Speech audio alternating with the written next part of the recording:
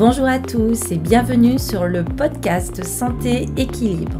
Chaque semaine avec ce podcast, je vous donne des outils, des conseils, des astuces et aussi de l'énergie pour améliorer votre santé et aller vers un corps sain et un esprit serein.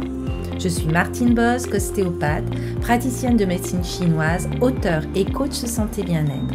Vous pouvez me retrouver sur mon site internet www.equilibrenco.com.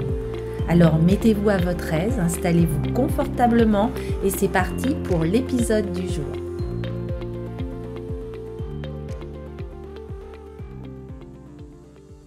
Bonjour, ravie de vous retrouver pour cet nouvel épisode de podcast.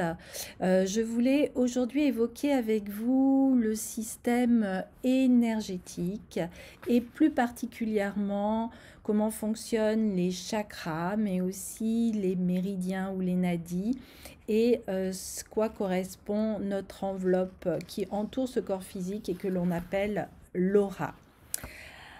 Alors déjà, pour introduire le système énergétique, on sait que l'homme est dépositaire d'un savoir universel et qu'il reçoit des connaissances bien avant qu'il puisse en faire la preuve par des procédés scientifiques. Et il vaudrait mieux pour lui qu'il les utilise sans attendre tel ou tel verdict officiel. En effet, combien de temps faudra-t-il encore attendre avant que l'homme soit pris en considération dans sa globalité, c'est-à-dire non seulement prendre conscience de son corps physique, mais aussi de ses différentes enveloppes éthériques. Alors, dans toutes les grandes traditions spirituelles, on parle de cette énergie universelle, parmi lesquelles on peut citer tout d'abord le prana qui nous vient d'Inde, 5000 ans avant Jésus-Christ, qui est l'énergie universelle ou aussi appelée la source de vie, qui est considérée comme l'élément constitutif de base et la source de toute vie. Le prana traverse toutes les formes et il les anime aussi. On sait aussi qu'il existe le Qi qui vient de Chine, 3000 ans avant Jésus-Christ. C'est vraiment notre énergie vitale qui comporte deux pôles, le yin et le yang. Et lorsque ces deux énergies sont en équilibre, l'organisme est en bonne santé. Les Chinois disent que la maladie témoigne toujours d'un déséquilibre. On a aussi la lumière astrale qui est issue de la Kabbale, 538 avant Jésus-Christ. L'arbre de la destinée et les séphirotes sont directement liés à l'aura. Et on a l'énergie vitale de 500 ans avant Jésus-Christ avec des textes des Pythagoréens qui font état dans plusieurs traités de cette énergie vitale décrite et perçue comme un corps lumineux. Et de nombreuses peintures religieuses d'ailleurs chrétiennes représentent Jésus et les hautes personnalités spirituelles nimbées de chants lumineux. Alors au début du siècle, en 1900, un médecin-chercheur anglais passionné par les champs d'énergie de l'être humain cherche à les voir, c'est Walter Kilner. Il vient alors l'idée d'observer ses patients à travers un écran de dicyacine. Et il constate avec une grande surprise, mais surtout avec un grand intérêt, qu'il voit d'étranges formes colorées autour du corps. Et après de multiples recherches et observations, il divise l'aura en 4 enveloppes.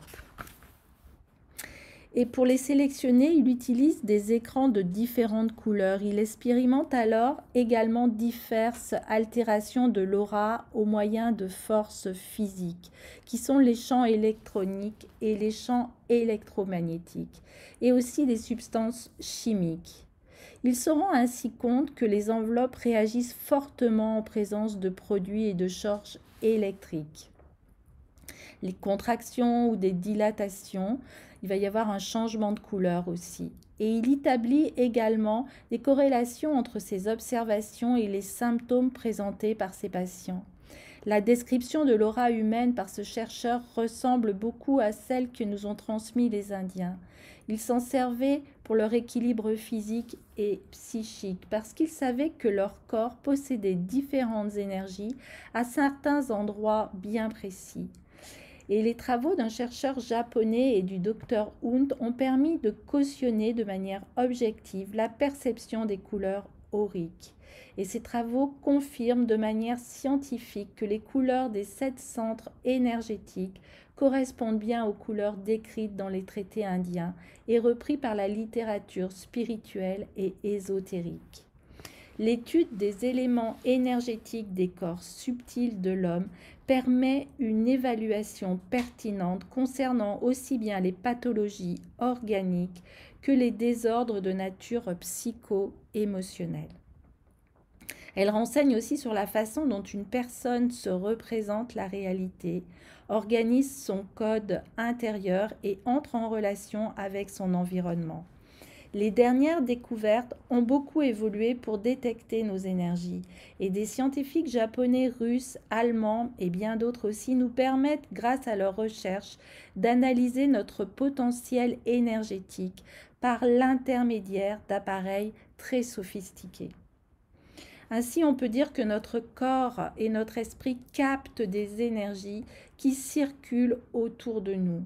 Et elles sont générées par 3 systèmes énergétiques qui sont les chakras, les méridiens ou les nadis et aussi l'aura. Alors, tout d'abord, les chakras. Qui sont-ils? Ce sont des tourbillons d'énergie ayant une forme ovoïdale. Les chakras principaux sont en nombre de 7 et le corps ressemble ainsi à une grosse éponge avec des orifices de différentes dimensions, se gonflant et se dégonflant rythmiquement afin de véhiculer les énergies. D'après la plupart des écoles tantriques, 6 chakras jalonnent le canal central et un 7e les réunit qui est le chakra du sommet ou le chakra coronal. Il existe un courant vertical au niveau de la colonne vertébrale qui est tantôt ascendant, tantôt descendant. Et c'est au niveau de ce courant que prennent naissance les chakras. Ils appartiennent au corps éthérique et les rayons qu'ils émettent du corps physique sont d'environ 10 cm pour un diamètre à peu près égal. Chaque chakra est de l'énergie vibrant à une certaine fréquence dans une séquence logique et ordonnée de 7 vibrations. Les couleurs du spectre représentent aussi une série de 7 vibrations dans une séquence logique ordonnée comme le font les notes de musique. Quand nous montons l'échelle énergétique des chakras, les éléments deviennent de plus en plus subtils, se déplaçant à travers les 5 éléments physiques de la terre, de l'eau, du feu, de l'air et de l'éther vers les éléments spirituels. On peut attribuer à chaque chakra 4 fonctions principales. Tout d'abord, vitaliser les enveloppes énergétiques, aussi alimenter la fonction physiologique correspondante, ainsi qu'alimenter la fonction psychologique correspondante et enfin, ils permettent de transmettre les énergies entre les enveloppes. Dans le domaine physiologique, chaque chakra est en relation étroite avec une glande endocrine. Ainsi, c'est l'organisme tout entier qui est contrôlé, régulé par la voie du système endocrinien. Dans le domaine psychologique aussi, chaque chakra se développe pendant une période spécifique de la vie. Et ces 2 domaines sont intimement liés. Le deuxième système énergétique, ce sont les méridiens ou les nadis. Ce sont des récepteurs où l'énergie circule. Les nadis, ce sont des réceptacles tuyaux d'énergie qui véhiculent le prana, qui est l'énergie vitale et absolue. Et les Chinois et les Japonais utilisent un système similaire de canaux énergétiques qu'ils appellent, eux, les méridiens et qui forment la base de l'acupuncture. Les méridiens ou nadis captent, comme les chakras, les énergies vitales dans le corps énergétique de l'homme, dans son environnement, dans le cosmos, les transforment ensuite en fréquences nécessaires aux divers plans du corps physique.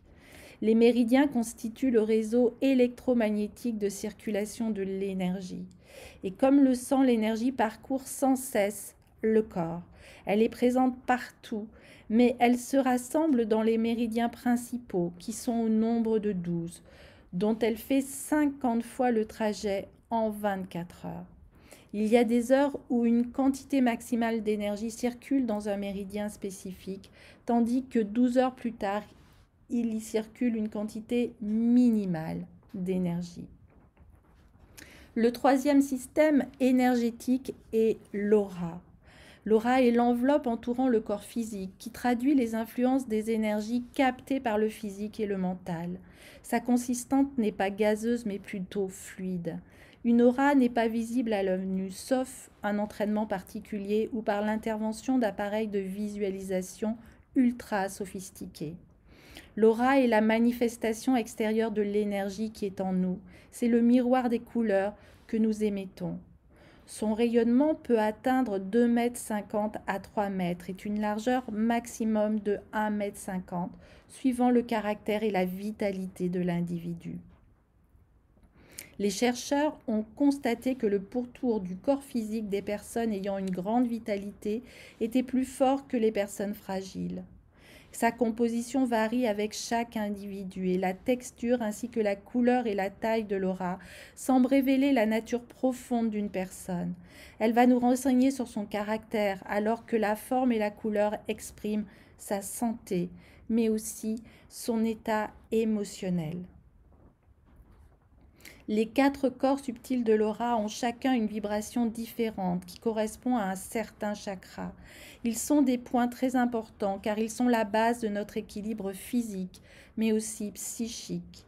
Leurs vibrations énergétiques sont perturbées lorsque nous avons des problèmes. C'est à ce moment-là que les pierres jouent aussi un rôle important pour rectifier les déséquilibres et redonner certaines énergies. Je vous en parlerai, je pense, dans un prochain épisode.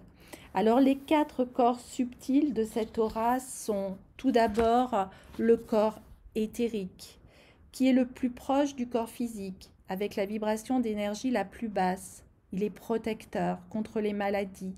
Et le point central pour accéder aux autres corps, il est lié au premier chakra, axé par le premier chakra. Ensuite, il y a le corps astral qui lui entoure le corps éthérique, la vibration un peu plus élevée qui est liée aux émotions et à la personnalité, relié lui au 2e et au 3e chakra. Ensuite, nous avons le corps mental qui entoure le corps éthérique et le corps astral, fréquence d'énergie vibratoire élevée qui est reliée à la pensée, mais aussi à l'imagination, au savoir inné, aux acquis.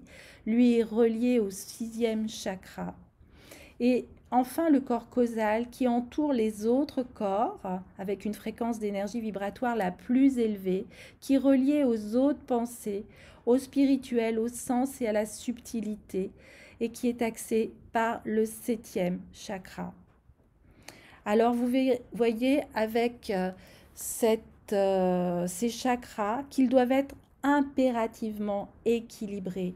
Un centre énergétique trop éveillé ou aussi hyperactif sera négatif pour le physique, mais aussi pour le mental.